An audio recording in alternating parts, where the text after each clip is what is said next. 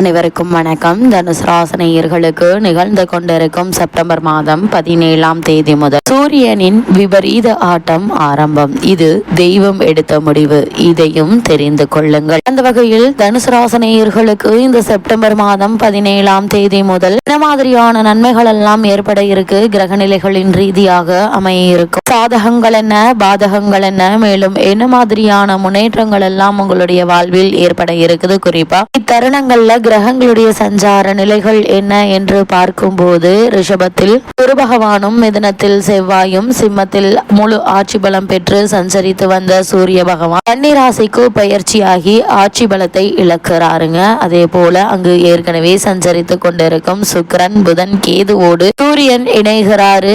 கும்பராசியில் சனி வக்ரகதியிலும், மீனத்தில் ராகுவும் சஞ்சரிக்கிறாங்க. இந்த கிரகங்களுடைய சஞ்சார நிலைகளின் காரணமாக மேலும் என்ன மாதிரியான முன்னேற்றங்கள் எல்லாம் உங்களுடைய வாழ்வில் ஏற்பட இருக்குது. குறிப்பா இத்தருணங்கள்ல தனுசு ராசினியர்களுடைய வாழ்வில் குடும்ப சூழ்நிலை ரீதியாகவும், உத்தியோகம், தொழில், வியாபாரம், கலைத்துறை, அரசியல் துறை, மாணவ மாணவிகள், விவசாய துறையினர், பெண்மணிகள் என அனைவருக்குமே என்ன மாதிரியான முன்னேற்றங்கள் எல்லாம் ஏற்பட இருக்கு என்பது குறித்தான முழுமையான பதிவு தான் இந்த வீடியோல நம்ம விரிவா பார்க்க போகிறோம். அதற்கு முன்னாடி சூரிய பகவானை பற்றி சற்று விரிவாக தெரிந்து கொள்வோம். சூரிய பகவானை பொறுத்தவரைக்கும் சூரியன் உலக இயக்கத்திற்கு மிக முக்கியமான ஒன்றாக இருக்கிறது. அதன் சக்தியால் தான் ஜீவராசிகள், பயிர்கள் வாழ்கின்றன, வளர்கின்றன. கோடை, குளிர், மழை போன்ற பருவ மாற்றங்களும் கூட சூரியனாலேயே ஏற்படுகின்றன. அத்தகைய சிறப்பு மிக்க சூரியனை நம்மவர்கள் வழிபாடு செய்வதை வழக்கமாக கொண்டுள்ளனர். சூரியனை வழிபடும் சமயத்திற்கு சௌமாரம் என்று பொருள். சூரியன் சிவபெருமானுடைய வலது கண்ணாக இருப்பதாக புராணங்கள் கூறுகின்றன.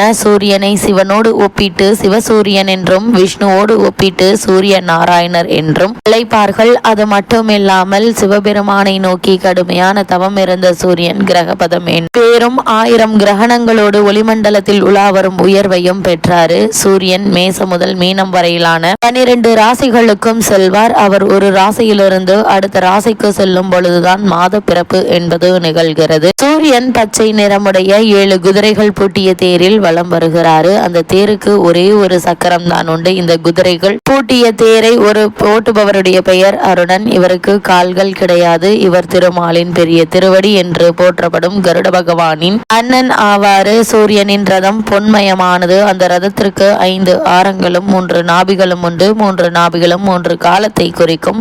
சூரிய சக்கரத்தில் உள்ள 6 கட்டைகளும் 6 ருதுக்களை குறிக்கின்றன. சக்கரத்தின் மேல் பாகமும் கீழ் பாகமும் உத்ராணியம், தட்சியானியத்தை குறிக்கிறது. சூரிய பகவான் தன்னுடைய பேரில் 4 பட்டணங்களை சுற்றி வந்து காலை, மதியம், மாலை, அர்த்தராத்திரி என்ற காலங்களை உண்டாக்குகிறாரு. சூரிய பகவானை வழிபடும் விரதங்களில் முக்கியமானது ரத சப்தமி ஆகும். இது சூரிய ஜெயந்தி என்று அழைக்கப்படுகிறது. தை மாதத்தில் வரும் ரத சப்தமியே ரத சப்தமி என்று அழைக்கிறார்கள். அன்றைய தினம் சூரியன் பயணிக்கும் தேரை இழுத்துச் செல்லும் 7 குதிரைகளும் ஒரு சேர வடக்கு நோக்கி திரும்பி பயணத்தை தொடங்குகின்றன. இந்த இனிய நாளில் சூரிய உதயத்தில் எழுந்து புண்ணிய தீர்த்தங்களில் நீராடுவது சிறப்பு சேர்ப்பதாக அமையுதுங்க. அதே போல கணவனை இழந்தவர்கள் இந்த விரதத்தை கடைபிடிப்பதால் அடுத்து வரும் பிறவிகளில் இந்த நிலை வராது என்று புராணங்கள் தெரிவிக்கின்றன. ரத சப்தமி விரதத்தை சூரிய உதயத்தில் செய்ய வேண்டும். சர்க்கரை பொங்கல், உளுந்து வடை நெய்வேத்தியமாக படைத்து பூஜை செய்ய வேண்டும். கோதுமையா செய்த சப்பாத்தி, சாதம் போன்றவற்றை பசுமாட்டிற்கு கொடுப்பது நல்ல பலனை தரும். வாசலில் சூரியன்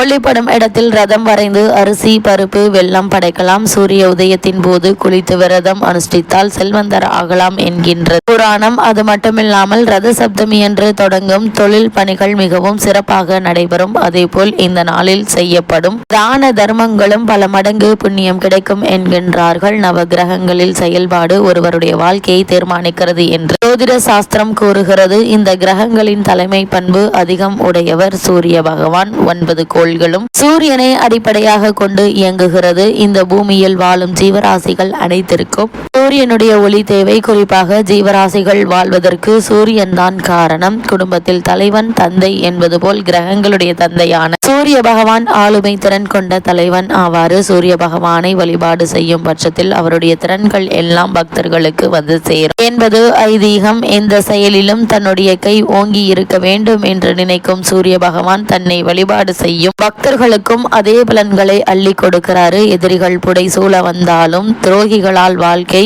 புரண்டாலும் அதனை தாங்கி நிற்கும் தலைமை பண்பை சூரிய பகவான் வழங்குகிறாரு. சுற்றி இருக்கும் எதிரிகள் கூட்டத்தின் நடுவே உங்களை தலைவனாக்கி அழகு பார்க்க கூடியவர் சூரிய பகவான். அப்படி அவரை நாம் எப்படி வணங்க வேண்டும் என்று பார்க்கும்போது அதிகாலை எழுந்து சூரிய நமஸ்காரம் செய்து வந்தால் வாழ்க்கை செல்வ செழிப்பாக இருக்கும். அப்படி முடியாவிட்டால் காலையில் எழுந்து குளித்து முடித்து விட்டு தண்ணீரை சூரியனுக்கு சமர்ப்பணம் செய்ய வேண்டும். பித்தளை அல்லது செம்பு பாத்திரத்தில் தண்ணீரை நிரப்பி காலையில் வெறும் வயிற்றில் குளித்து முடித்து விட்டு கிழக்கு நோக்கி சூரியனை பார்த்து தலைக்கு மேலே தண்ணீர் நிறைந்த பாத்திரத்தை தூக்கி கொள்ள வேண்டும். பின்னர் நீர் பூமியை நோக்கி விடுமாறு சாய்க்க வேண்டும். இவ்வாறு ஐம்பூதங்களில் ஒன்றான நீரை சூரியனுக்கு சமர்ப்பணம் செய்யும் பட்சத்தில் நாம் நினைத்த காரியங்கள் அனைத்தும் கைகூடும். இந்த வழிபாட்டை தினமும் செய்து வந்தால் சூரியனுடைய பரிபூரண அருளாசி கட்டாயம் நமக்கு கிடைக்கும் என்பது ஐதீகங்க. அந்த வகையில தனுசு ராசினியர்களுக்கு இந்த சூரியன் ஆட்சி பலம் இழக்கக்கூடிய இந்த காலகட்டங்கள்ல மேலும் என்ன மாதிரியான சூழ்நிலைகளை நீங்கள் சந்திக்க நேரிடும் என்று பார்க்கும்போது இந்த தருணங்களை பொறுத்த வரைக்கும் உங்களுக்கு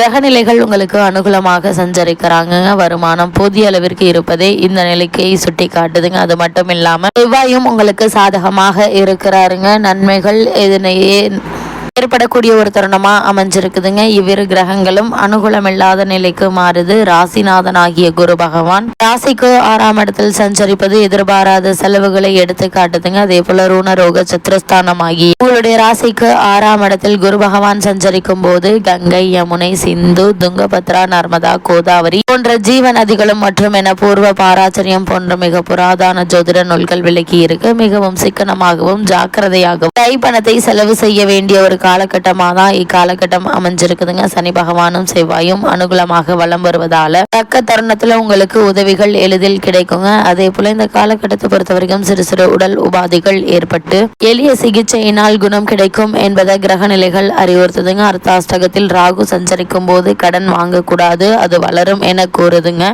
கிரக நிலைகள். அதே போல் உத்தியோகஸ்தர்களை பொறுத்த வரைக்கும் இந்த காலகட்டங்கள்ல உங்களுக்கு அனுகூலமான ஒரு சுபபலம் நிறைந்த ஒரு தருணம் தான் சொல்ல வேண்டும். மேலதிகாரிகளுடைய ஆதரவு, சக ஊழியர்களுடைய ஒத்துழைப்பு, நிர்வாகத்தினுடைய பாராட்டுதல்கள் ஆகியவை பணிகள்ல உங்களுக்கு உற்சாகத்தை தருங்க. பலருக்கு ஊதிய உயர்வும் கிடைக்க இருக்குது. புதிய வேலைக்கு முயற்சி செய்யும் தனுசு ராசி அன்பர்களுக்கு வெற்றி கிடைக்கக்கூடிய ஒரு தருணமா அமைஞ்சிருக்குதுங்க. குறிப்பாக வெளிநாடுகளில் பணியாற்றி வரும் தனுசு ராசியினருக்கு பதவி உயர்வை பெற்று தருவாருங்க. ஜீவனக்காரகரான சனி பகவான் தொழில் மற்றும் வியாபாரம் செய்பவர்களை பொறுத்த வரைக்கும் வர்த்தகத்துறையும் சனி பகவானுடைய கட்டுப்பாட்டில் தாங்க இருக்குது. இதனால் சந்தை நிலவரம் மிகவும் சாதகமாக இருக்குங்க. குறிப்பா தனுசு ராசினியர்களை பொறுத்த வரைக்கும் இந்த சூரிய பெயர்ச்சி நிகழக்கூடிய காலகட்டங்கள்ல கிரகநிலைகளின் ரீதியாக கூறப்படும் பரிகாரம் என்ன என்று பார்க்கும்போது தினமும் காலையில் சூரிய பகவானை வழிபடுவது எண்ணற்ற நன்மைகளை ஏற்படுத்துங்க. முடியாதவர்கள் வீட்டிற்கு அருகாமையில் உள்ள திருக்கோவில்களுக்கு சென்று நவகிரக சூரியனை வலம் வருவது எண்ணற்ற நன்மைகளை உங்களுக்கு ஏற்படுத்தி கொடுக்கும் என்பதை கிரகநிலைகள் மீண்டும் மீண்டும் உங்களுக்கு அறிவுறுத்துது.